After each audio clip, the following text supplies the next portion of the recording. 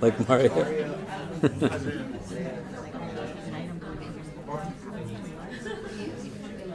Okay, should we get started? Bismillah. Bismillah walhamdulillah. Wassalatu wassalam ala rasulillah. Wa ala alihi wa sahbihi wa barak wa sallam. Assalamu alaikum wa rahmatullah. So, last week we talked about intentions. And this week we're going to get a little bit more in specifics and how we can structure some of like our Ramadan strategy consciously around habit formation and kind of goal setting in that regard as well. And so we want to build off of this idea of why we do the things that we do so that we can get to a place where we're building intentionality into this and rendering kind of wakefulness and consciousness in these decisions and choices. And this is a big part of Ramadan prep and the whole point of what it is that we're engaging in when we're fasting. So I want to share like a couple of different reasons as to why we might do some of the things that we do that aren't necessarily being consciously performed, but nonetheless, they are things that we end up kind of going along with. So one of the things right off the bat is a herd mentality becomes something. And when we talk about these things, we don't want to talk about them in the prism of just something being good or bad only with absolutes. Because what you're going to find is that most things are just things. And they can have benefits, they can have detriments. Some of it can be utilized to create positivity. Some of it could be utilized to create negativity. So even this thing of a herd mentality, if I told you somebody follows the herd in their making of decisions, one could probably assume, well, that's just a bad thing, right? Like, why would you want to do that? But it's not necessarily the case. In our tradition, there's some examples that some of this is a problem, right? So within Quranic experience, there is a set of revelations in the beginning of Revelation that essentially now bring the Prophet Muhammad, peace be upon him, to kind of preach Islam publicly, right? The initial phase of Revelation, he's just talking to his close friends and family members, and now he starts to tell people out loud. So the Prophet ﷺ, peace be upon him, he starts to preach Islam out loud to people publicly. And if you're not familiar, the Prophet is known as just a trustworthy individual. He's somebody who has good character. He's known as being the trustworthy one, al-amin. They only know him through his honesty and integrity. So in one of the narrations, he stands now on a cliff, essentially, a mountain, and he says to people who have gathered, he's brought them to him kind of in the midst of the day, and says, would you believe me if I told you there was an army waiting behind this mountain to attack you? And they say, yes, of course. They only know him to be the trustworthy individual, right? He just doesn't lie, which is remarkable. He's a very honest human being. And so he says to them, then know this, I'm the messenger of God. If you were to follow what it is that I say, there'll be good for you in this world and the next. If you don't, then that's for like God, for Allah to decide between you and him. And people are listening. They're now reflecting, right? The society has no sense of accountability because their theology isn't rooted in an afterlife. They believe it's just this world and nothing else. So if theologically you believe that there's nothing after this world, why would you care what you do in this world? Right? Why wouldn't you just do whatever you feel like? Do you know? Because if it's just this and then there's nothing after this, then I might as well get mine. Like, why do I care about you getting yours? What's the advantage to me being kind and compassionate, etc., when it's just in terms of my worldly existence and there's nothing that comes after? In Islam, the whole idea with the theology in one God, but also an afterlife, is that what you do here is going to impact where you're at when you are in like eternal existence now, right? May Allah make us all people of his paradise, his heaven, his Jannah. So here, The Prophet is telling them something that they've never heard before. They've not rooted in a society that has modes of governance like this, right? There's no mayor of Mecca the way there's a mayor of New York City. It's a tribalistic society that is governed through like tribal norms and customs. It's highly stratified, challenges around gender, race, class, they permeate the society. And so he's saying to them, not only should we all come together, but we should have this structure of authority that we listen to God, and there's a prophet of God, and I happen to be that prophet, right? There's a lot going on in this. People are hearing what he has to say. Communication is not just about the words you use. Statistically, 7% of impact comes from the words. 93% is from non-verbalized aspects of communication. Your body language, your tone, the marketing, the packaging of something. So they know this person to just be a man of integrity and honesty. They're going to listen to what he's saying.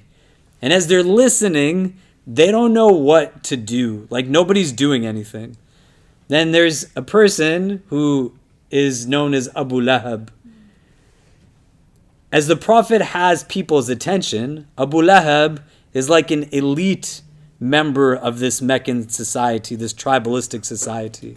He's an elder. He's known for his tribe, his lineage. So he says to the Prophet, peace be upon him, when he puts forth this, his response is to him, Tab'an laka alihadha jama'atana, that may you be perished. This is why you gathered us together.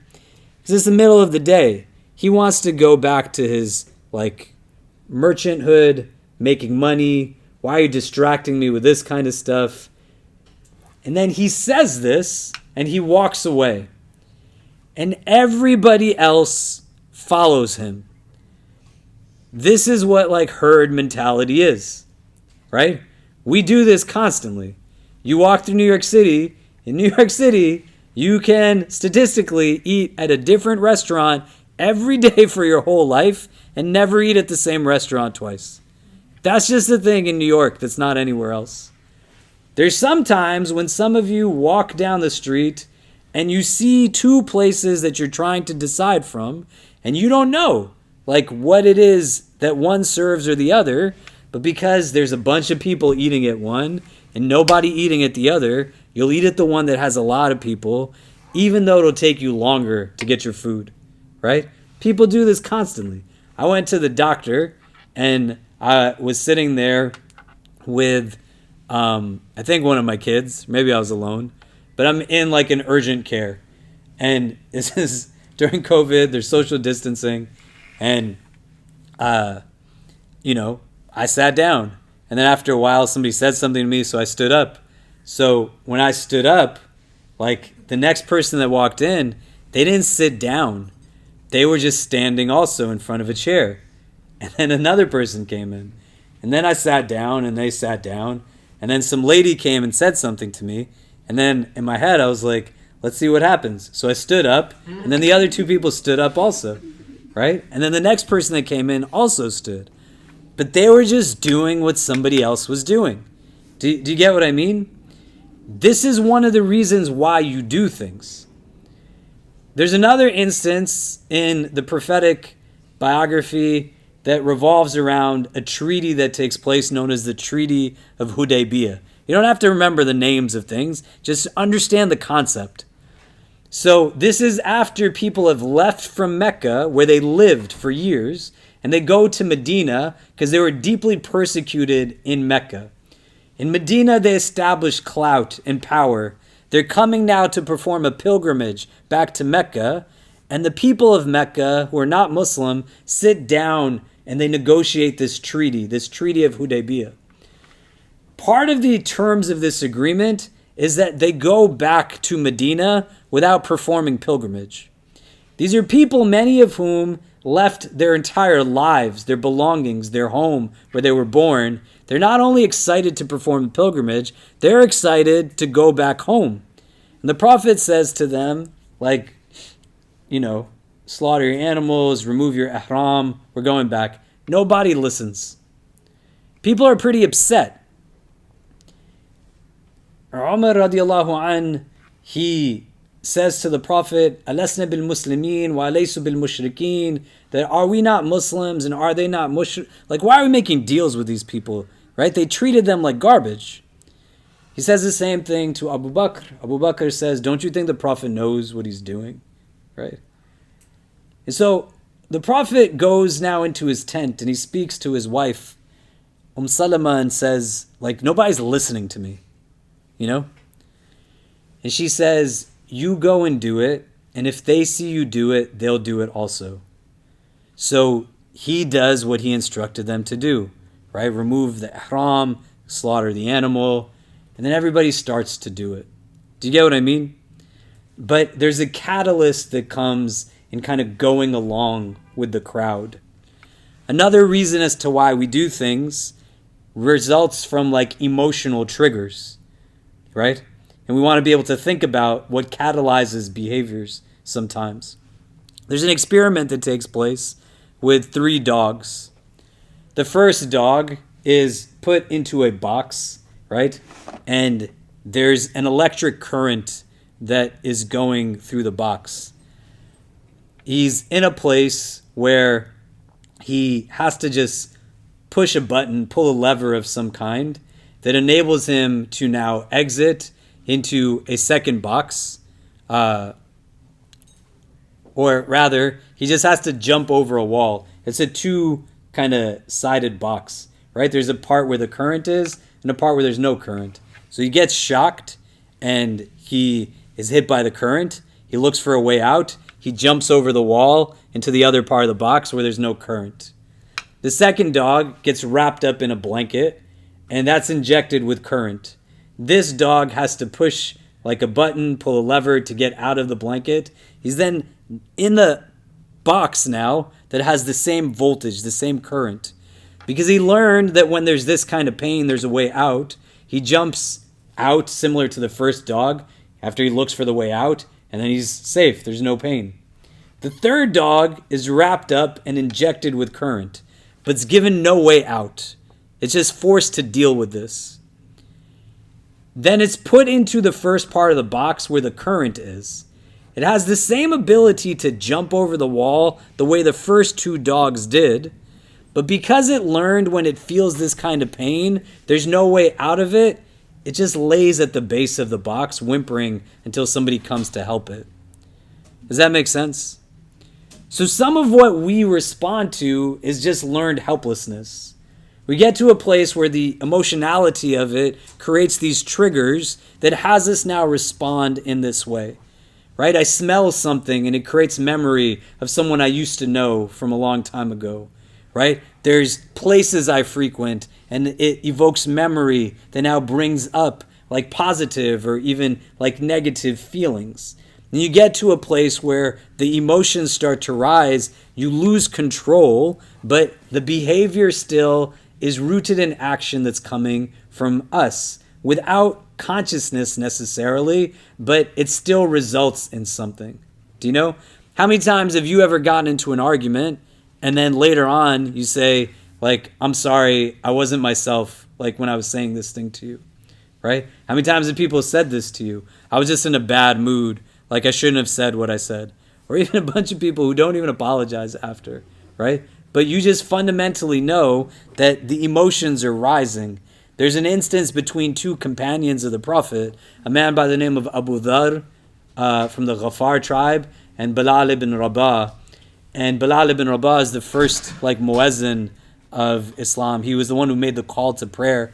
And they're arguing back and forth, back and forth. Emotions are escalating. And then Abu Dhar calls Bilal the son of a black woman, but in a derogatory way. And what makes it that much more crazy is that Abu Dhar himself is black, but he's a black Arab. So he's calling Bilal like the son of an African, as if this is something that's a problem. But once he says this, they both become quiet, because both of them hear what Abu Dhar said. And Abu Dhar is very apologetic. He's like telling Bilal radiallahu an, to do something back to him, to put his foot on his face, like these kinds of things. When the Prophet hears this, he gets angry. And there's certain things that are done that are haram, that when the Prophet sees them, he doesn't have anger, right? Someone struggling with alcohol, someone, struggling with like fornication. I kissed someone I wasn't supposed to. I committed, these kinds of things. But there's things when the Prophet sees them that are haram that happen, he gets definitively angry. Racism, oppression, abuse, there's no words minced, right? Anger is apparent on his face.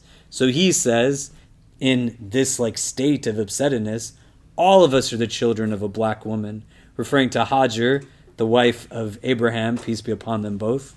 But for the context of what we're talking about here, the emotions escalate and bring you to a place where you now say something or do something that you are still the one doing it, but it's being informed by a different part of you.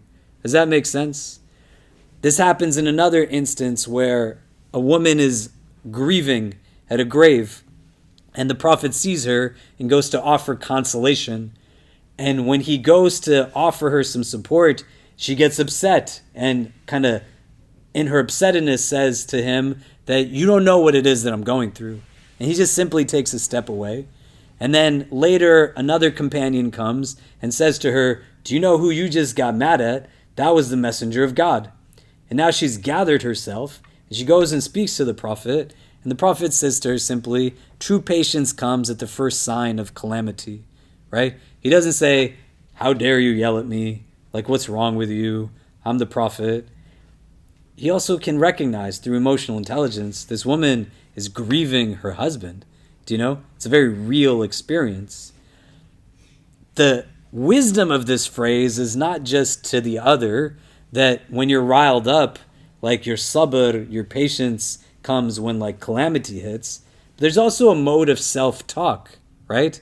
Because your emotions can now transfer to me and I can rise with your like rising emotional scale.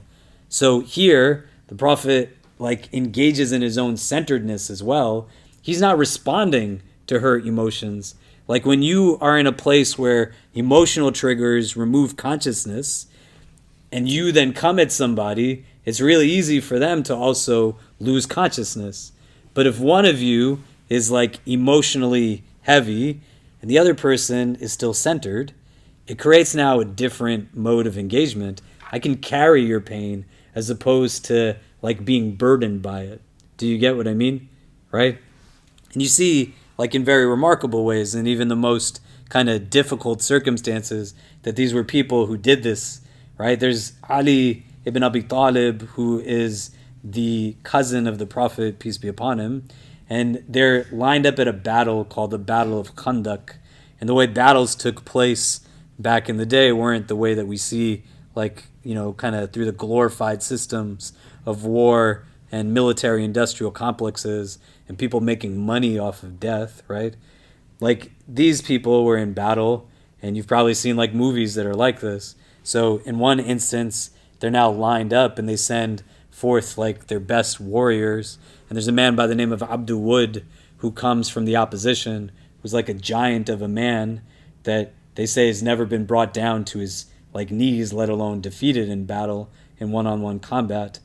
And he is a friend of Ali's father, Abu Talib. So they have a relationship. And the people start to mock because no one's being sent forth from the Muslim army to fight him, right? And where is the man who claims to be a messenger of God? Where are those who claim if they fall in this battle, like they're from the martyrs who go to paradise, etc.?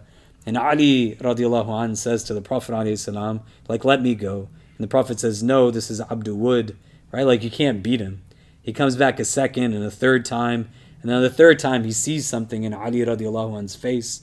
And so he sends him forth, like takes his turban from his head, puts it on Ali radiallahu anh's head, and then he goes forth. And Ali says to this man, Abdul Wood, that I have heard that if one proposes two options to you, you take one or the other.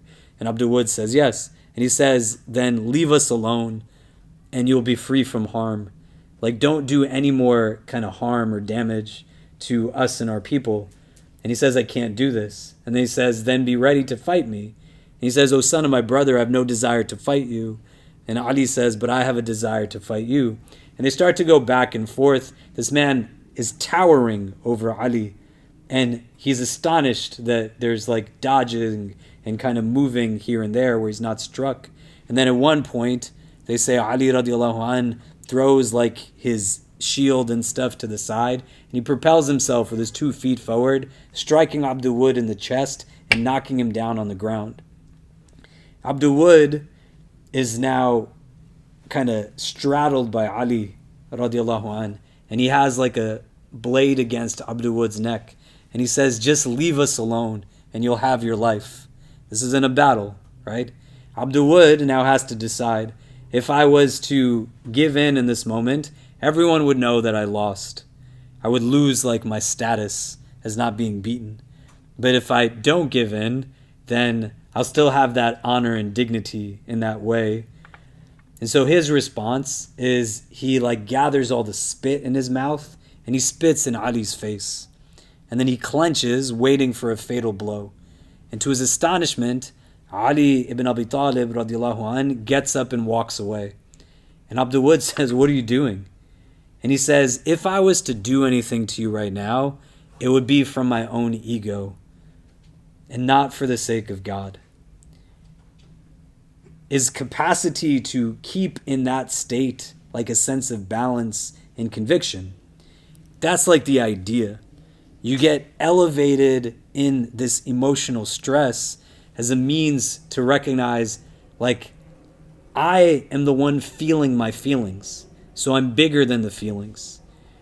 Thoughts can be pervasive, but somebody's got to be thinking the thoughts, right? Who's doing that? And so here, we want to think about it in terms of habits, because habits are things that we do automatically and repeatedly, and we do it quite often without conscious awareness. Sometimes this can be useful, but quite often that's not necessarily the case. They can be positive habits, but also negative habits. You can have physical habits, you can have emotional habits. They usually come at the expense of long-term consequences because they're giving you short-term kind of complacency and good feelings.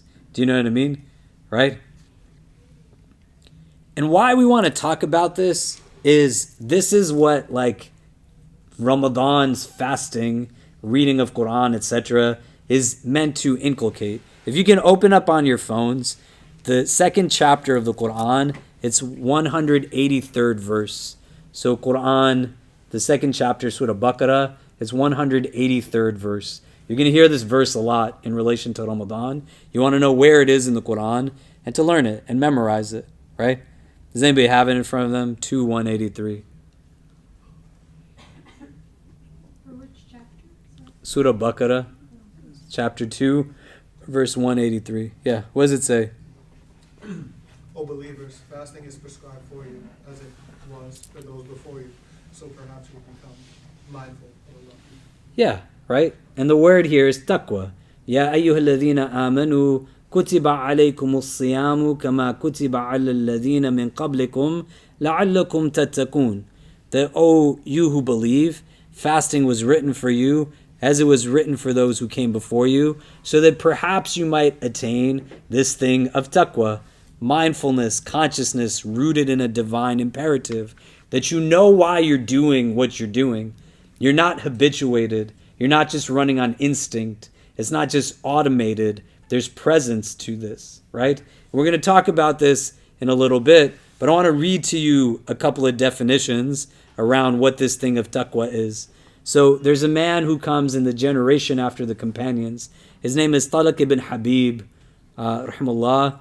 He says, if an ordeal appears amongst you, extinguish it with taqwa. And when asked what is taqwa, he said, taqwa is that you act in obedience to Allah and hope in His mercy upon a light from Him. And taqwa is leaving acts of disobedience to Allah out of fear of Him upon a light from Him. Hassan al-Basri was a well-known scholar of our tradition. He says, the ones who have taqwa protect themselves from what Allah has prohibited and act upon what He has commanded. Taqwa remains with them until they forsake many halal things, fearing that they could be haram. Abdullah ibn Mas'ud radiallahu anhu, who's a companion of the Prophet, known for his connection to the Quran, was one of the first people to convert to Islam, who was also not from an elite background. He is a black companion, described as having braids and dark skin by his students. He was the first one to recite Quran publicly ever in Mecca, and he gets persecuted and beaten heavily as a result of this. He comments on this verse that says about taqwa, O you who believe, have taqwa of Allah as you should have of Him, and do not die except in a state of submission, right? Ya ayyuhalladhina amanu ittaqullahi haqqa tuqati wa la tamutunna illa wa antum muslimun. He says it means that God is meant to be obeyed and not disobeyed, remembered at all times and not forgotten, and to be thanked, and we are not ungrateful to Him. And then Abu Hurairah radiallahu anhu, who's a companion, was asked about taqwa, so he asked the questioner whether he had trodden a thorn-infested path. The man said that he did, and Abu Hurairah asked him how he walked on it. And the man said, when I saw a thorn, I kept away from it because I might be pricked by it. And Abu Hurairah said, that is exactly what taqwa means, to take actions to avoid like these things that cause you harm. Right? You have awareness, you have consciousness, like you know what it is that's going on around you. You know why you're doing what you're doing. And this is the whole point of this thing of fasting. It's not like done in a vacuum. It's not meant to just like create hunger and thirst, right? But you recognize it's never been about empty stomachs, it's about full hearts, right? You're nourishing yourself now and parts of yourself that quite often get left behind because everything is just instinctive and automated, you know? Think about habits that you have. Do you know what I mean? How many of you wake up and the first thing you do is look for your phone? Most of us can think that that's something that we do instinctively. It's not a good or a bad, but just think about it, right? And the consumer-driven society that you live in, like look at how different all of you are in this room. Do you know what I mean? Like just by the look of us, we're all very different from each other. Most of us in this room wake up and the first thing that we do is look at our phones. Do you get what I'm saying? The whole idea is to create now like mass-produced habit. You get to a place where you think the thoughts you think are your own thoughts, but in reality the thoughts that you think are being compelled to be the thoughts that someone else wants you to think. Do you get what I mean? You go into like frenzies based off of some of this stuff. Do you know? And so we have like a common denominator that is purposely created for us to be influenced in our behavior. What we want to be able to do is reclaim it, right? I don't want to be the guy that is sitting in the bathroom and I don't know how to be still for a minute, that I got to pull out a phone and start looking at it. Do you know what I mean? Why would you want to do that, right? Just think about it. It's gross, you know? If you inspect your phone for just like the elements of urine and fecal matter that are on your phone from looking at your phone while you sit on a toilet, right? But I use this as an example because all of you can relate to it. Do you know? Either you know someone or you yourself do this. That's how deeply entrenched an habit can be, that if I was to say to you, would you want to be touching something every day that has pee and poop on it and put it in your pocket and up against your face and all this kind of stuff? But that's what the habit does. It removes consciousness. There's no sense of like my mind or my heart being present in this.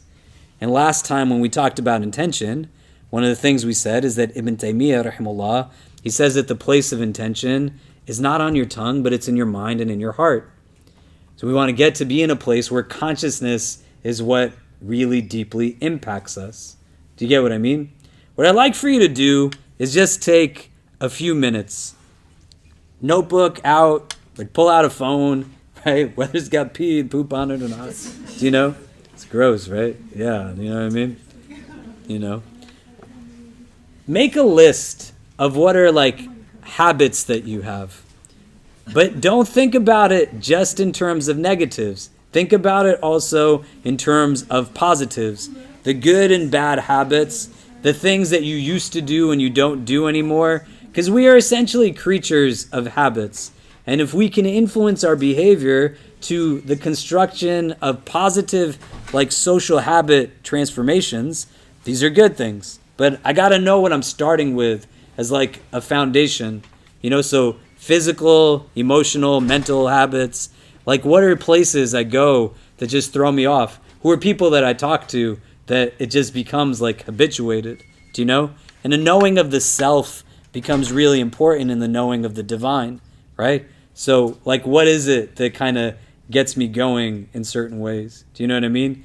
Like, and how do I start to build this? Well, first I just want to have a working list as we kind of go through some of this stuff. But go ahead. You're just writing to yourself, like individual reflection. You don't have to tell anybody, right? It's just between you and you. But you want to like visualize it. So you can say like, yeah, like, I have a habit of like picking my nose. Do you know what I mean? Right? I don't pick my nose. Yeah. But, you said you do? Yeah? Is that what you said? Huh? You said that you do. Me? Yeah. I mean, everybody does once in a while. Right? I like that you're honest.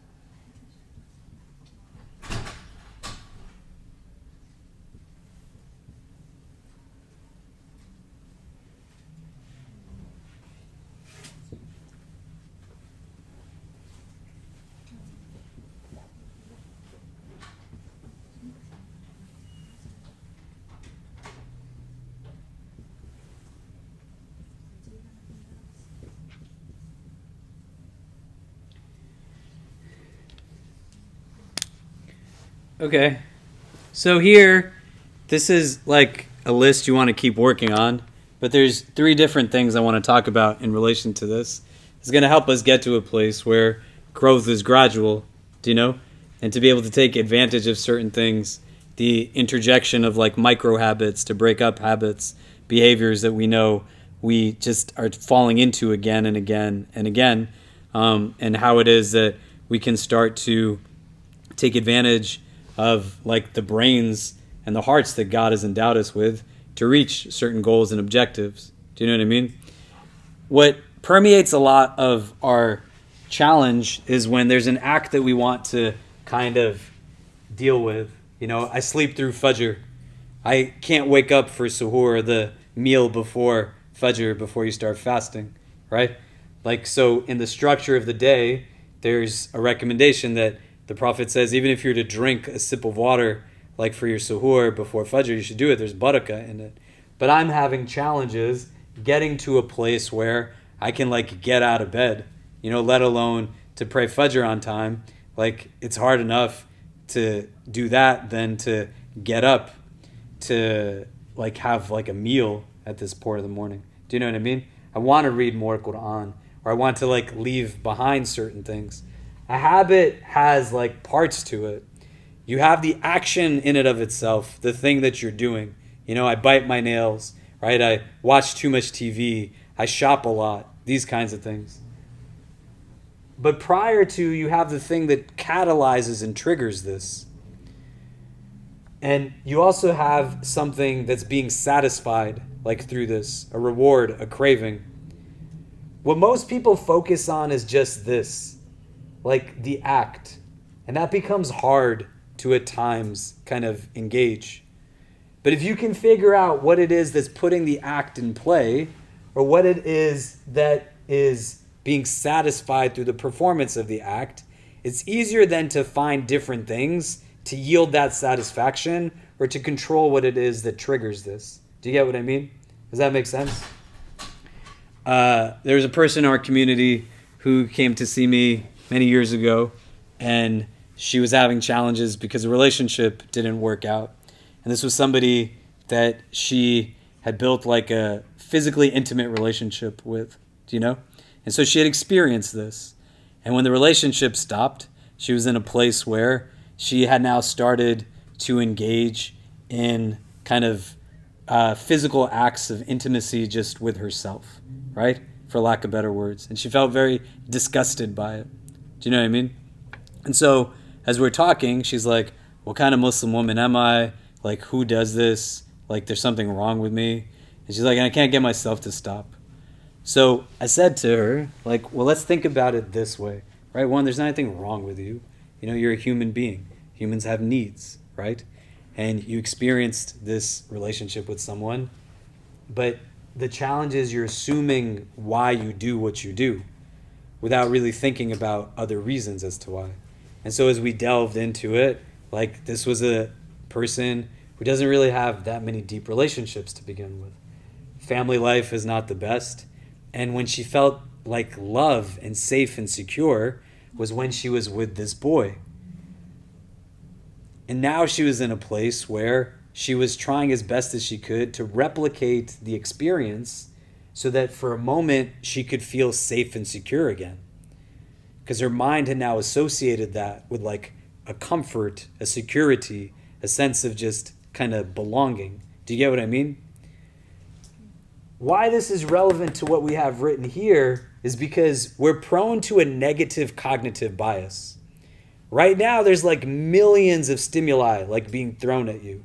You could be focused on my voice. You could be looking at this. You could be looking at this. You could be looking out the window. You could hear the noises that are coming from there. You could be listening to the person next to you. You could be engaged in all kinds of different things that in this moment, your mind is being exposed consciously and unconsciously to like so much different information, and you're trying to be as focused as you possibly could. You think, like any human being, 12,000 to 70,000 thoughts in a day. Statistically, 4 out of 5 thoughts, 80% of thoughts are negative thoughts. 96% of thoughts are repeat thoughts. So they're compounded, right? I'm stupid. I'm so stupid. I'm so stupid. What a stupid guy. He's so stupid. They're all stupid, right? And then maybe in the midst of it, it's like, oh, like the weather is nice today. And then you go back again and again and again. If 96% are repeat, they're automated, that means 4% of the thoughts that you think in a day are done consciously. That's crazy from a numbers standpoint, right? So think about this poor person who's sitting there now in the aftermath of what her mind is bringing her to. And what she's telling herself again and again is, you're the worst, you're the worst, you're the worst. Do you get what I mean? And what makes you you is not like just this. Inside of you, you have what I've said, and we'll repeat it again and again, because you want to experience Ramadan as a whole being, not just like as a physical body, or consequently just as the aftermath of hearing Quran or reciting it yourself, or like fasting if you can fast, or giving in charity if you have the money to, without presence, right? It removes something if there's not presence that's there. Do you know what I mean? So for us to disrupt this, she's got to be able to think a little bit bigger than the act and think about why she's performing the act to begin with. And that's where consciousness comes in. How many of you have ever fasted in your life before? Just by a show of hands. Great. And when you're in a place where, like if you fasted in Ramadan, how many of you have felt weird eating food on the day of Eid right after Ramadan? Right? Anybody? Like, should I be eating right now? Right? Like, the sun is up. Somebody bought me these donuts. You know what I mean? Right? That's consciousness. For a minute, you have mindfulness in your eating. Right? It's the idea to step away from simply seeing and perceiving. You're not just hearing, you're listening. Right? You're not just like actually eating, you're tasting something. Do you get what I mean? That's what consciousness is. That's what gets diluted by being in a place where the physicality of it is what you're focused on. And if you can harness that consciousness, it's going to be easier to do something like this, because you don't give in to these things that are beating you down from your nafs, from shaitan's whispers that are meant to like keep you stuck and paralyzed. Do you get what I mean? So when we're talking about it and we're breaking it down in this scenario, she just gets sad. Right? Allah make it easy for her. Do you know what I mean? And then in her head, she's got all of this rhetoric. Like, read online, you can Google whatever you want to, you know, khutbah, you're going to hell, this is going to hell. What a, like, right? So she's now engaged in it, and her self-talk becomes automated. You're ugly, you're disgusting. What kind of Muslim woman would do this? Do you know what I mean? And then the temporary like reward that she gets for remembering what it felt like to be with someone when she felt safe, it starts to like just diminish in its impact. So the complacency isn't even there, right? And this is why I said habits typically short-term like yields at the expense of long-term consequences. So every time she's giving herself a burst of feeling safe, she's also like layering herself with an avalanche of just self-deprecation. Do you get what I mean? Ramadan can break you out of that mold, right? Because that's its point. لَعَلَّكُمْ تَتَّقُونَ, so that you can perhaps attain this consciousness rooted in the divine. God is with you no matter where you are. So you don't have to be alone. It's God that's like watching over you, that loves you. Do you get what I mean? So you start to think about some of these things in this way. And this could be anything. I use the example that I use so that it stays with you, right? The permission of people. Do you know what I mean? Right? Like it stays with you so you can think about it. And now we want to think out, how do we then resolve some of this? You know? That's why like when you see people doing haram sometimes, most people don't do haram because they're bad people. Most people do haram because there's an absence of community supports, right? They're like struggling because like nobody's really checking in on them. They're like making space for them or asking them to do certain things, right? If you know that to be something that should be done for others, that means it should be done for you as well. Do you get what I mean? You don't want to just have complacency. You want to have like a sense of contentment, right? So how do we start to resolve this, right? Say I put on 20 pounds between now and Ramadan, do you know? And I'm thinking about how it is that I suddenly weigh this much. And I start to think about my eating behaviors, right? Because that's where my mind is going to normally go. I put on weight because I'm like eating stuff. So I found that in the middle of the day, I eat like 5 chocolate chip cookies every day consistently. The problem with assuming what most people would assume is that I could be wrong in thinking not that the cookies are the issue, but that I'm eating the cookies because of the cookies. Do you get what I mean? Does that make sense? I could be getting up in the middle of the day, every day, at 2 or 3 o'clock, just because I need a break from a computer. And then consequently, I'm in a place where I just grab some cookies from the table that I end up near. I might be feeling like I need to have a conversation. So the person's office that the cookies are in, I feel great just talking to them. And so consequently, I'm eating the cookies. Maybe it has to do with food. And I just cut out the food. And when I get hungry, it's like, okay, I need a snack at 2 or 3. But we could go through like 15, 20 reasons why I'm eating the cookies for nothing that has to do with eating the cookies themselves. Do you get what I mean? And so you start to focus on some of these things and reflect upon it, contemplate. Like, what is it that's actually coming up? Does that make sense? Right? And you can disrupt some of these things by first acknowledging that they're there. What are like the thought patterns that I have that are habituated? The things that I say to myself because I've heard other people say this to me again and again and again. What is like words that just come out of my mouth instinctively, like when I'm talking to certain people, I'm not fully present in these things. The goal isn't necessarily to say like I will start to calculate every single day what was a conscious thought and an unconscious thought. That's ridiculous. Don't do that. You're going to go crazy, right? We don't want to be crazy, right? But you're just aware that this is a thing. You know that that's something, right? The same way you know it's going to snow tomorrow. So what are you going to do with an awareness that it's going to snow tomorrow? Are you going to walk outside in a pair of shorts? No. Like, that doesn't make any sense. You know that the snow is there. You're going to act accordingly in relation to its presence. So all you got to know is that this is a thing, right? This is a lot of thoughts to think in a day. Do you know what I mean? Right?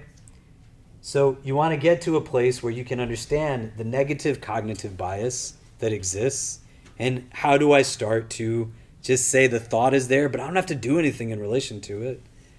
And then later when I'm feeling replenished, I can say, okay, where did that come from? How do I address it? Do you get what I mean? And it can come with other habits as well, right? What is it that I'm trying to gain from this? When people walk into my office, I don't want to drink anymore, right? I don't want to watch pornography anymore. I don't want to backbite anymore. I don't want to gossip anymore. I want to stop smoking weed. I want to stop being so mean and angry all the time. I want to stop being this, right? They've named certain things through some of this, and they're not necessarily thinking about it in these ways. Does this make sense? Right? Okay. So what you want to do is first have like a sense of observation. You know, what is just some of these things that are happening habitually with regularity? What's getting in the way? And then you get to a place where there's a sense of reinforcement that gets rooted now in like rewards as well as punishments that are not like crazy terrible. Do you know what I mean? But still are understanding and recognizing behaviors in certain ways. So last time we were here, I talked about a woman who was struggling with alcohol in our community. And when she had gone sober for 6 months, I took her out for dinner, right? We didn't have to tell everybody we went out to why we were taking her out for dinner, but it was more to celebrate the overcoming of something she struggled with. Do you know? So you can celebrate certain things that you have difficulty around, and you want to see, like some days will be easy, some days won't be, but what are the things that are catalyzing it? I'm observing not just the performance of the act, But who am I around when I do some of this stuff? Who am I around when I do other things? What's the environment? How much did I sleep, like on the nights that I was more prone to like yelling at someone or believing the worst about myself, versus how much rest was I getting on the days that like that wasn't like a problem or an issue? Do you get what I mean? And there's a mechanism of kind of a sense of how do I reinforce through positivity, as well as like set for myself some mechanism of accountability that says, if this happens, then I'm not going to like do this thing anymore. Does that make sense? Okay. I know I've been talking a lot. Before we go into a couple of other things on this, I'd love for you to just turn to the persons next to you. What are you taking away so far? What's coming up for you in this conversation? And then we'll come back and discuss a little bit more. But go ahead.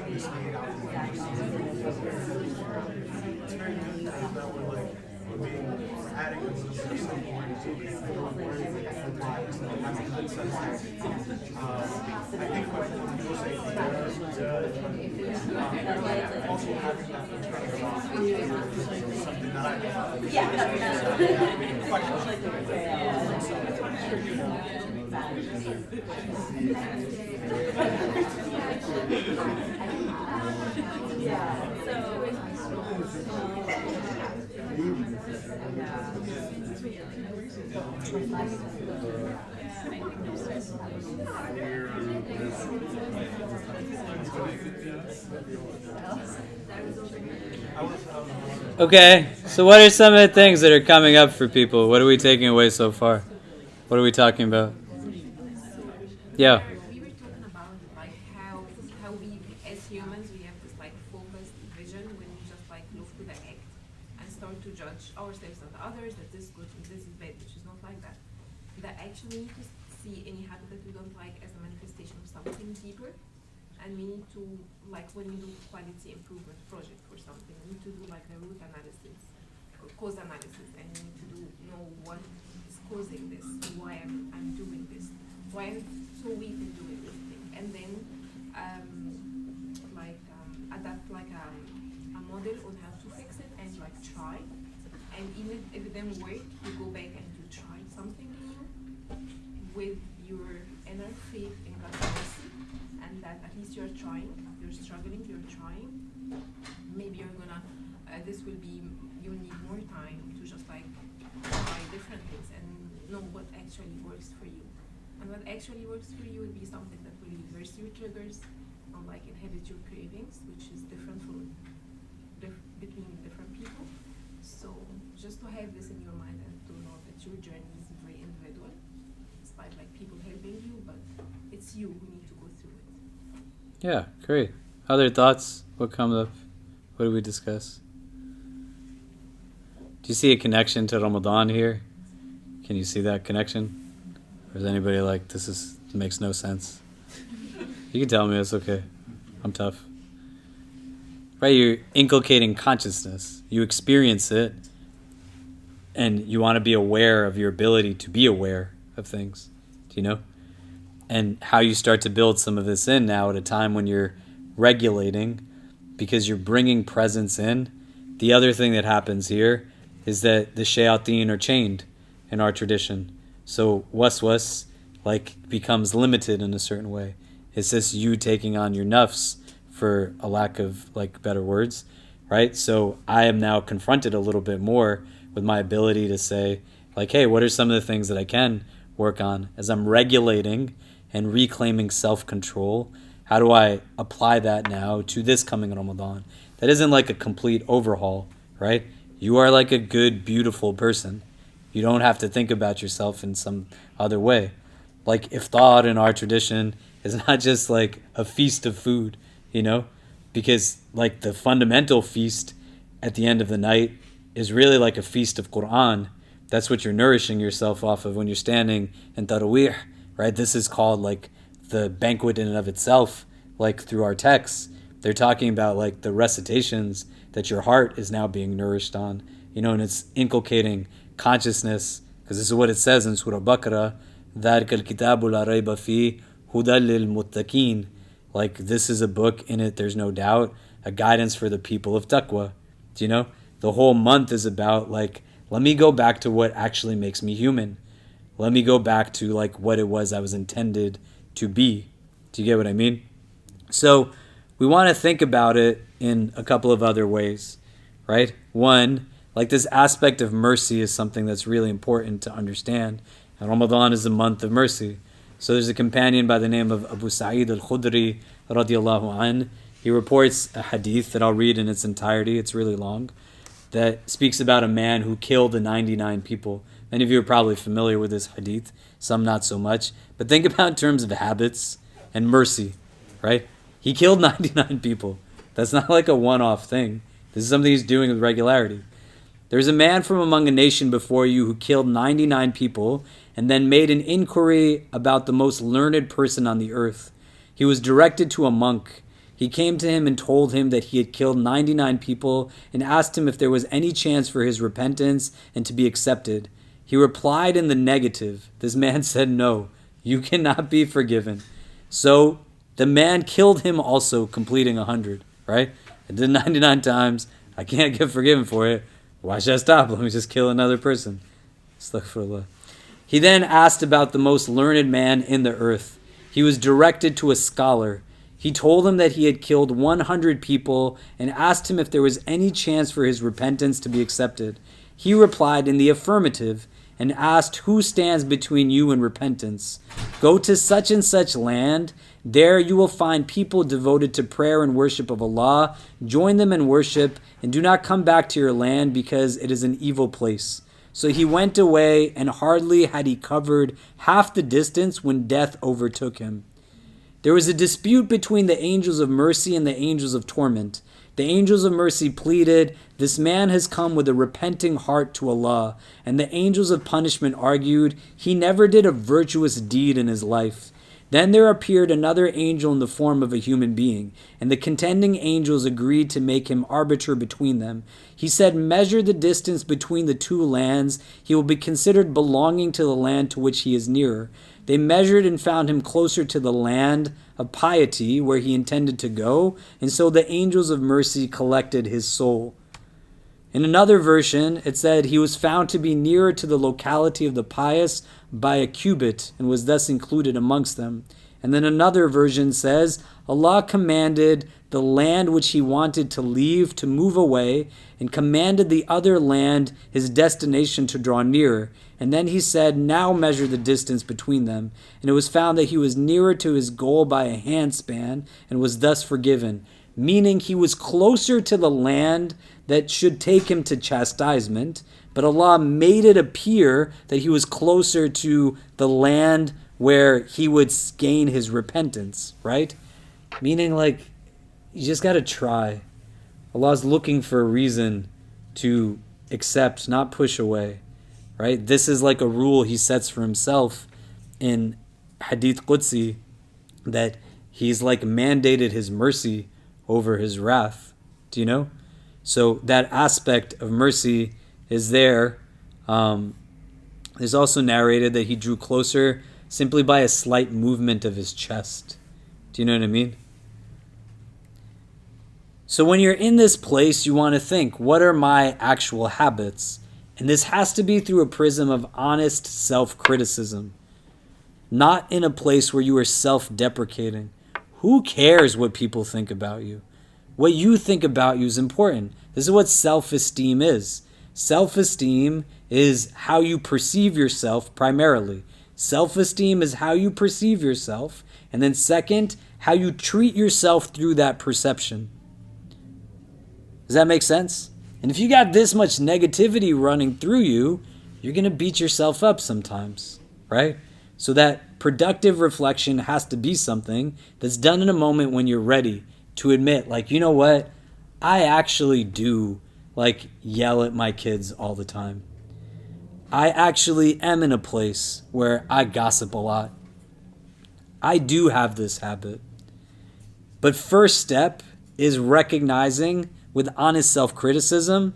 The second, you get to a place where you build like an accountability mechanism. You are in a place where you seek help if you need help, right? Why is it a problem if you can't wake up for Fajr on your own that you ask somebody to help you wake up for Fajr? What are you going to prove to anybody if you do it by yourself and then you just don't do it? Who cares? Like, what aspect of your ego are you trying to adorn that you got to be the one to do it? Do you know what I mean? I sit down with people constantly and they're like, I got to make sure like this person understands this person understands. So I'll say to them, do you have to be the one that gets your mom and dad to understand why they should let you marry this person? Or like, is the goal just to have somebody get them to understand it, right? They've never thought about it like that before. The ego interjects itself sometimes subtly and sometimes overtly, right? I don't have to be the one that always tells people things. Sometimes it's just about strategizing what's going to be the best course of action. Don't tell the world your business. Do you know what I mean? But if you got a buddy who can be helpful, this woman who I told you about last week who struggled with alcoholism, right? If you weren't here last week, she didn't want to drink anymore.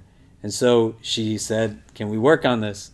And then she was anxious because she was going to visit her family on Thanksgiving. And she said, everybody drinks. If I don't drink, they're going to think that it's strange. And so then when I saw her some time later, I'd given her my cell phone. I said, give me a call if there's a problem. I didn't hear from her. When I saw her sometime, I said, how'd it go? And she said, it was amazing. They were all so drunk, they didn't know I wasn't drinking. And I said, oh, okay, great. And then she like got into it. Some days were heavy, some days were light. But then she got to that place where we went 6 months without drinking this stuff. Do you know? Then I said, let's go out to eat. I didn't do anything for her. But she had to overcome within herself the idea that reaching out for help somehow meant that there was inadequacy in something. Do you get what I mean? You have to also be someone that can help someone in their time of need. You don't know like what people are going through, right? So say salams to the people that you're praying with. Like actually talk and learn people's names.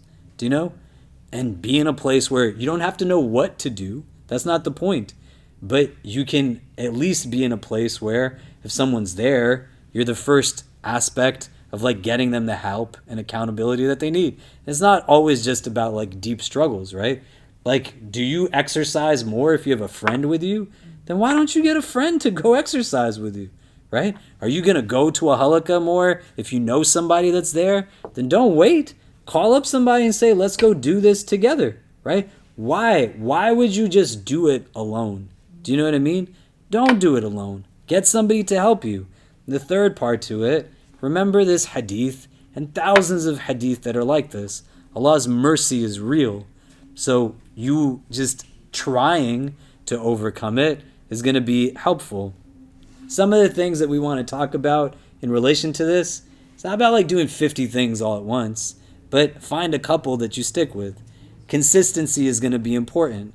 The Prophet had Abdullah ibn Amr ibn al-As come and ask him for advice, right? Awsini ya Rasulullah. And the Prophet gives him advice. He says, Ya Abdullah, la takun mithl fulan, kana yakumu layl, wa taraka qiyamu layl. That, oh Abdullah, don't be like so-and-so and such, kana yakumu layl. They used to habitually stand in the night, wa taraka qiyamu layl, and then they abandoned the standing of the night, right? Meaning the night prayer. Do you know? So make for yourself an indication. If you're going to read the Quran inside out during Ramadan, why would you stop engaging it after Ramadan? Right? And you have to speak kindly to yourself. And sometimes the kindest thing you can say is when it actually makes sense to tell yourself, this is dumb. It's nonsensical. The things that you tell yourself that are dumb are not the things you should tell yourself that you're dumb for. But some of these things, they just lack like wisdom and insight. If you have the capacity to fast, and you can fast like the first day daylight savings times hit, and it's going to be a long day of fasting, like why would you not fast in the rest of the day when it's shorter? What's like fundamentally keeping you from doing this? Do you know? So istimrar, consistency, this is a big part to developing sound faith and spiritual excellence. It's not like the quantifiable aspect, but the qualifying aspect that comes from doing it repetitively. It's a spiritual exercise. Do you know, in the same way with habits, right? You want to build a habit, just read a verse every day. Read a couple every week. Go at a pace that makes sense so you're building strength around it. You want to be in a place where you have self-awareness. So Abu Salama ibn Abdurrahman reported from Abdullah ibn Amr that the Prophet ﷺ said, I have been informed that you stay up in prayer during the night and fast during the day. Abdullah answered, yes, O Messenger of Allah. And the Prophet said, fast and do not fast. Pray and sleep. For your body, your wife, your guests have a right upon you. It is sufficient for you to fast 3 days a month. Abdullah said, I wanted to be stricter on myself. And I said, O Messenger of Allah, I have the strength to do more. The Prophet said, then fast 3 days a week. Abdullah said, I have the strength to do more. And the Prophet said, fast the fast of the Prophet David and do not do more than that. Abdullah inquired, what was the fast of David? And the Prophet replied, he would fast one day and then not fast the next. So he goes now from 3 days a month to 3 days a week to half of the month. It's not a quantified aspect, it's a qualified aspect. In other narrations, this companion is recorded as saying, I wish I had taken the advice of the Prophet and done one of the lesser fasts. Meaning he stayed consistent with it throughout his life. Istimrar is part of the goal. You want to be consistent. But why is he trying to do more rather than doing what makes sense for him? You're not in competition with anybody else. Do you know what I mean? You got to work at a pace that makes sense for you, but you have to have self-awareness that makes sense, right? You can sit on the toilet and look at your phone for an extra 10 minutes, then you got some time in the day to open up the Mus'haf and read one verse of the Quran. Do you know what I mean? You can be real with yourself, right? It is something that you can see as you engage in the course of your routine. But that self-awareness is important. What I'd like you to do now is just take out your notebooks, and we're going to start to build structure over the course of these weeks to how we engage the day, right? Because a big part of understanding time management is that time management is essentially management of the self. So take a few minutes. What is your day like?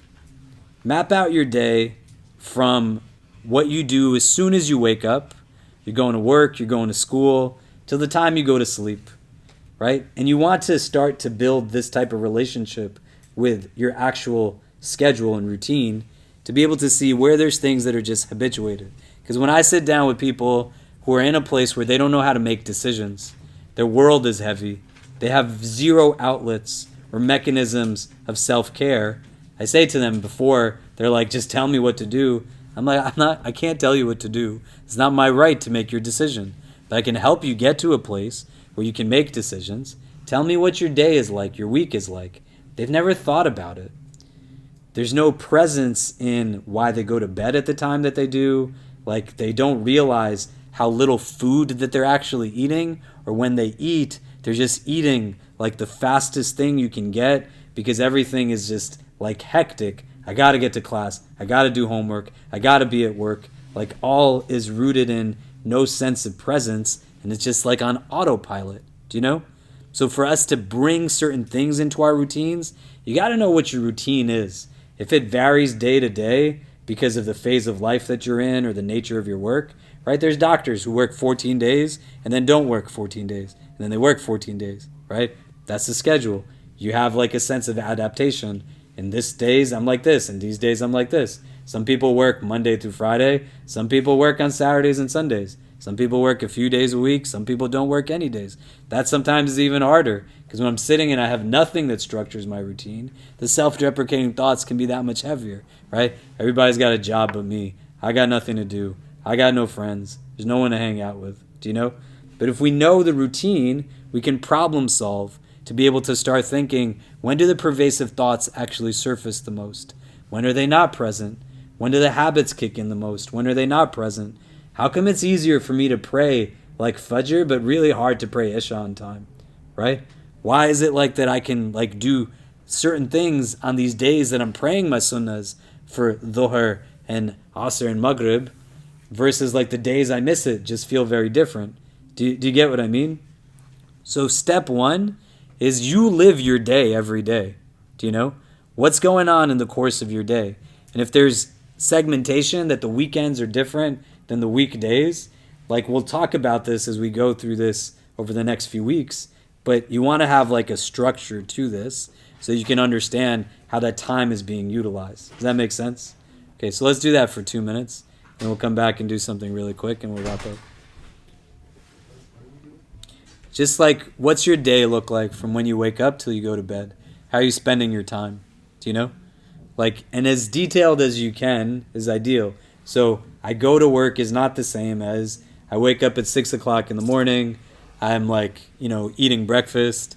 I'm doing these things. Or like, I wish I woke up at 6, but I'm actually waking up late every day and like running to something and doing this and doing that. Do you know what I mean? Because it makes a difference, right? If you start your day with anxiety, you're already chasing after something versus like your day is started with calm and ease. Do you know?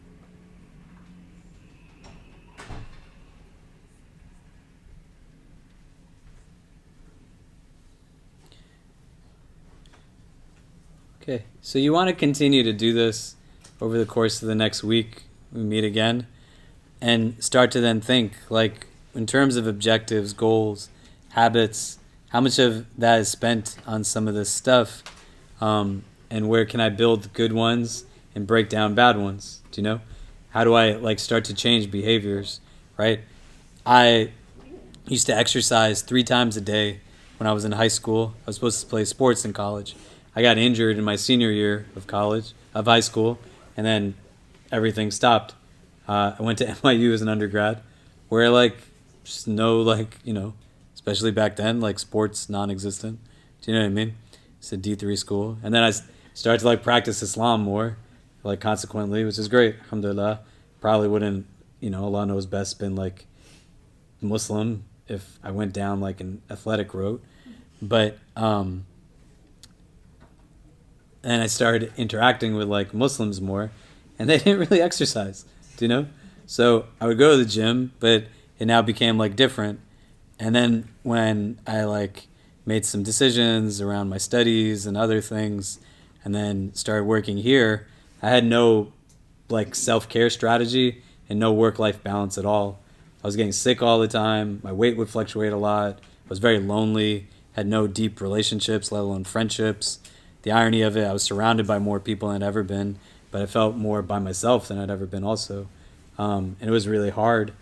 But when people used to ask me about my exercising, I would always tell them what I used to do. And it wasn't a deflection, but that was just the nature of the conversation. So someone would be like, do you go to the gym? And I would tell them how much I could bench press or how much fast I could run a 40 in when I was like at this age in my life. And people were shocked because they were like, that's like not normal. And it was just kind of appeasing the conversation until I got to a place where I was like broken inside and out. My wellness was non-existent. So then I got to a place where I had to figure out like how to start getting myself to exercise. Do you know? And I looked at my routine. I was like, well, when can I do this thing? So I started working out more so in the evenings and different times. Then I got married, and I was at the tail end of like poor self-care, and my wife, this amazing person, had no hesitation in telling me where I wasn't taking care of myself. Right? A month into our wedding, or after our wedding, she's like, you don't have any friends. And I was like, what are you talking about? Do you know what I mean? We had 2,000 people at our wedding ceremony. It was like an open invite. They had 6 jama'ahs for Asr at the 96th Street Masjid that day because how many people came to our wedding. Like the masjid filled over 6 times, mashallah. Right? So 2,000 is conservative estimate. Now she's telling me in my face, you don't have any friends. I'm like, what are you talking about? Look at how many people. She's like, you don't have any friends. She's like, you have no deep relationships. You don't invest time in it. And she said, physical wellness, non-existent, So I was like, great, right? So I tried to like figure out some of it, got back into it. And then COVID hit. COVID was a big mess. A lot of trauma we were carrying. If you were here, you saw like our community's response, micro cash grants to people in need, food insecurity programs. We're seen as a major house of worship in New York, and a lot of people turned to us. I was like dealing with a lot, sitting sedentary now in our home. My neck got messed up. I herniated 2 discs. I was a lot of random physical health issues, and there was no place to exercise. And now, I had to go to physical therapy, get back into it again. So it's like a third time I'm trying to figure out how to rebuild a relationship with this thing of physical wellness, right? And it was tough. I tried to get on a machine to run, and I couldn't run for longer than 6 minutes. I would go to my physical therapist for my neck injury, and in COVID, I got physical therapy just because of connections in our community, because you could only go to certain places if you were in the most need, right? So it was me in this physical therapist's office, and all the other participants were 85-year-old white ladies, who had severe ailments and needed this, and they could lift more weight than I could because I'd injured my neck. This whole part of my neck was swollen up to here, and I had to reteach myself how to use my left hand, right? So I was holding weights that were 2-pound weights that I don't know why they make them like neon pink so they stick out in your hands. And I'm holding these things. This like old lady is next to me, and she like grabs like a 5-pound weight. She's definitely looking at me like I'm a miserable person. My physical therapist said to me, do you want to go to like a private room? Do you know?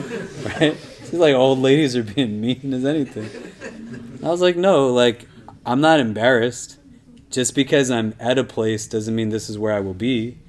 And I'm not in competition with that old woman. You know what I mean? Right?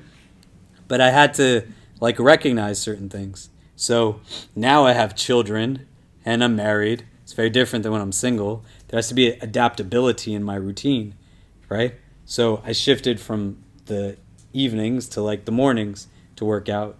And then my intention became important.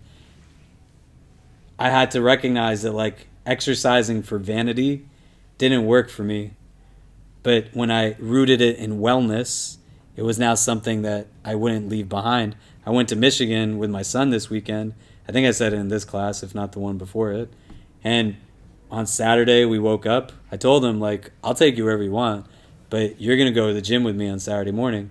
And we went to the gym and we exercised because I know I'm not the same when I do it as when I don't do it, right? And it's about just like the mental clarity and wellness that it does. To get to that place, I had to recognize my habits. I'd wake up for Fajr. Self-care is non-existent. My prayer was like non-existent. You know, I was doing it, but what was the impact? But I just jumped back into bed. Do you know? So I had to figure out, how do I break this cycle, right? So I would take a shower instead of making wudu for Fajr. Do you know? I'd go to sleep in my gym clothes. Do you know what I mean? Like all kinds of things to create micro habits to now influence the habit that was getting me back into bed. Do you get what I'm saying? I'm still not like a fit human being. Definitely not the way that I was before, right? But I know like where my healthiness becomes a priority, and then my routine reflects it, right? But I first have to gauge in my structure what's going on, what are things that are not adaptable, and what are things that are, and how do I start to bring in something. I don't have to work out 3 times a day. That doesn't make any sense. But I can do things consistently on a daily basis that add to the healthiness of it. So for you, what you want to think out, if you're overcoming a bad habit, 1, you want to become, like as step number 1, conscious of what you're doing and why you're doing it. Recognizing like these like points. What am I doing and why am I doing it? 2, you want to become a long-term thinker rather than a short-term doer. So invest in the long-term benefits of something rather than quick fixes. Do you get what I'm saying? Does that make sense? You can come in. Yeah. You want to become a long-term thinker rather than a short-term doer. You don't want complacency, you want contentment, right? I have to think, I'm 41 years old. I love my kids. I love my wife. I love the community I serve. I don't want to be a miserable, like 60, 70-year-old person. Do you know what I mean? That has short-term like thoughts that say, well, this doesn't hurt at this time, or this like seemingly still works. I said to my wife the other day when we were sitting on the couch, I'm ready for the reality that my left hand is just not going to work properly for the rest of my life. And when I get older, it's going to probably be tougher because the neck injury I sustained. Do you know? But like, alhamdulillah, right? Like, what can I do? Do you know what I mean? But my 70-year-old self, if they have to deal with that, if I live that long, I don't want that 70-year-old self to also hate who I am now because I wasn't thinking about getting to that place in my life, right? So be a long-term thinker rather than a short-term like doer, right? It might be easier to just sit on your butt and not go to the gym after Fajr, Khalid, but like think about the long-term benefits, do you know, that you're going to gain. Enlist the help and support of friends, family, and community. None of us is able to kick bad habits and start the formation of good habits just through like ourselves alone. You don't have to do that. You can try. It's going to take a lot of energy. Do you know what I mean? But when you're willing to like overcome the ego and recognize like you're good, right? You don't have to like be embarrassed. Don't like tell the world your business, right? But lean to people who you trust and you have confidence that they'll carry it with you and they'll create those accountability mechanisms. And then if you have a more entrenched habit that's an addiction, you want to seek help for that. So if you're struggling with substance abuse, pornography, spending issues, you want to recognize it and then ask for help and support.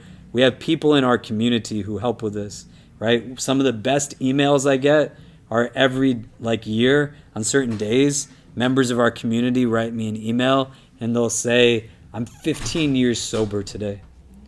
Do you know? And then they'll say, tell all the people in this community, I couldn't have gotten here without them. You don't even have to know who it is. But just know when you show up at Jummah and they see you smiling and giving salams, when you're in spaces, every one of you, it makes people happier to be around people. How much would it suck if you showed up at Jummah and it was me and you only? That's it, right? You're like, what am I doing here? It's not even enough people to pray Jummah, right? Versus you walk into a room and we're eating together, we're praying together. It makes a difference. There's a chance that you're using things to try to fill a void, these bad habits. And it's easier, but easier doesn't mean better. So when you have support, it can help you to figure out what's going on and then realign it. That's like fighting a bad habit. Making a good habit, and then we'll end with this. You want to set a specific goal as step number 1, right? So say I'm trying to get better sleep. If you don't have specificity, you're going to get to a place where it's ambiguous. So there's a difference between saying I want to sleep more versus saying I want to have 7 hours of sleep a night, right? To plan ahead, that's where that routine is. How do I shift what I need to in order to achieve this thing? 7 hours of sleep a night. 3, again, make yourself accountable. Get someone to help you, and you make your intention explicit by verbalizing it. Then 4, you implement the behavior. It's not enough just to talk about it. I want to fast on Mondays and Thursdays. Then do it. Get yourself to do it. Step number 5, stay disciplined. That if you slip, you just get up and try again. Because you're changing habits. It's not going to be from tonight, you're going to suddenly sleep 7 hours if you're more accustomed to sleeping 5 hours or 4. But you have to get adapted and accustomed to the behavior. 6, seek support from others. And then 7, you want to reward yourself with something healthy when you're successful. Do you get what I mean? When I came back from Umrah with our group in January, I'd gone to Egypt and then come back and then to Toronto and came back and then went to South Africa and came back and then went for Umrah and came back. And on these trips, I'm out of my routine. My exercise is off, my eating habits are off. I came back heavier than I've ever been in my life. So I told my wife, when I lose a good chunk of this weight, I'm going to reward myself with something, right? And she said, isn't that kind of defeating the point? That you're going to lose this and then you're going to eat this mess of stuff? I was like, no, I'm going to do it to just reward myself. But I have it as an expectation, as an outcome that I'm not denying myself, but I'm rewarding myself something I'm looking forward to, right? And you can say, does these things work? Yeah, 100% these things work. When people say to me, how do you get so much done in your day and your week? I went out to dinner with a bunch of people the other night, undergrad kids, 20 of them, some grad students, most of whom I haven't had a chance to spend meaningful time with, a lot of first years because of a lot of the things that we've been dealing with in the last months, right? Allah make things easy for all those who are going through difficulty. And this kid said to me, how do you remember all of our names? Do you know? And then they tested me on the train. And I said all of their names. They're like, whoa, how do you know this? Right? There's barakah when you have structure. There's barakah when you're around good people. Right? I spend my day, every day of the week with people like you. Do you know? How can I not have some blessing in my day? Do you get what I mean? I come down here, I pray with you all, 4 of my 5 prayers. And at Fajr time, I'm praying with my wife and my kids, right? So I can tell you when you ask, how is it possible doing this and doing that and whatever else? Because these are things that it's not enough to just know them. You have to act on what you know and give yourself like a pace to do it. So if I'm working on getting my wellness in check and overcoming certain habits, then like I'm probably not working on something else simultaneously, at the same time. Does that make sense? Right? So you got to actually like do it. Do you know? Okay, we're going to wrap up here. And next Monday, this building is going to be closed. So we're going to meet at the NYU Gramercy Green building where my family and I live. We're going to have like the hadith class before and iftar before. It's President's Day, so you have the day off. Like come and break fast with us. Like just be with us in community. Probably be a little bit more of like a social type engagement, as well as like doing some of this stuff around Ramadan prep in the class before, and bring people with you who typically might not be able to come because they don't have Mondays off, but now they will. I'm in the same vein, right? Like you don't know if you bring someone with you, it'll be like a thing that changes stuff up for them, where they're like, man, like I got to come to stuff like this because I just want to be around people after work. Also, I'll make those steps. Do you get what I mean? Does that make sense? Two other quick things. The building tomorrow is going to be closed because there's a storm coming. So inshallah, Allah keep us safe and everyone's safe. And make special dua, right? Like I don't know what everyone in this room does during the course of their day, but there's a lot of people who, whether it's blizzarding or not, they still have to leave their homes. Do you know? And many of those people provide services that we then benefit from, whether we're conscious of it or not. So just think, like tonight, how do you prep for tomorrow? And if you order some food delivered to your home, make sure you're like tipping the guy a little bit more, because he's not making a lot of money. It's a lot of undocumented people who are getting paid in cash, like lower than what minimum wage is, and they're going to plow through the snow to bring you that sandwich. Don't write a bad review or be upset that it's cold. It's going to be snowing. That's why it's cold. Do you know what I mean? Right? Like, use these opportunities to overcome habituated acts of the ego, right? And think with compassion. Do you get what I mean? But prep for it, and then use some of these nights to make dua for like our migrant sisters and brothers who are going to be sleeping on the street during this thing, like people who have no shelter, people who are going to have to wake up at 2 a.m. to come still like clean these buildings because they're considered essential like workers. Do you know?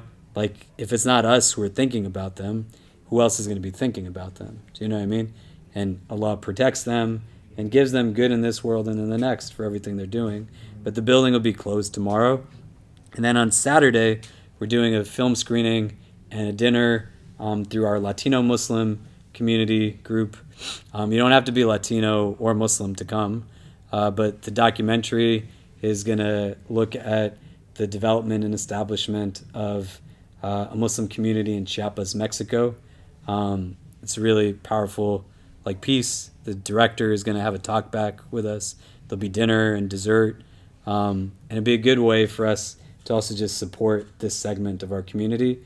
Most Muslim communities are very homogenous and ethnocentric, right? If you look at yourselves right now, there's not a majority of any one racial cultural group in this room right now. As much as your mind might think, where I'm seated, you're all very different from each other. That's not how a lot of Muslim spaces function. The advantage of our space is then you can learn, through our Black Muslim lecture series, about Black Muslim experience, understand the immense contributions that Black Islam has had to Islam on a whole, the rich scholarship that comes, right? And you know how most communities intra are challenged on racial issues. It's our benefit to learn about narratives, experiences, etc. There's that many less spaces that cater to Latino Muslim experience, right? There's not established masajid that are just Latino run and kind of functioning, do you know? So you think about brown people who then get assumed to just be brown other than what their actual brown identity is. It can be very kind of isolating, do you know?